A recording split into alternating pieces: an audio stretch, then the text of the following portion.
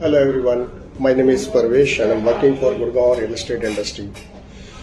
गुड़गांव की real estate industry में आपने देखा होगा, जब भी कोई ब्रांड वैल्यू के साथ कोई डेवलपर अपना नया प्रोजेक्ट लेके आता है तो वो प्रोजेक्ट ज़्यादातर 24 से 48 घंटे में सोल्ड आउट हो जाता है। उसका रीज़न होता है इन्वेस्टर का और एंड यूज़र का डेवलपर के अंदर फेथ और डेवलपर का अपने कमिटमेंट्स को फुलफिल करना। वैल्यू के साथ एमआर इंडिया का एक नया प्रोजेक्ट लॉन्च हो रहा है सेक्टर 86 गुरुग्राम में, जो कि 27 एकड़ के अंदर 3 BHK और 4 BHK के टाइपोलॉजी के अंदर इस प्रोजेक्ट को लेके आ रहे हैं।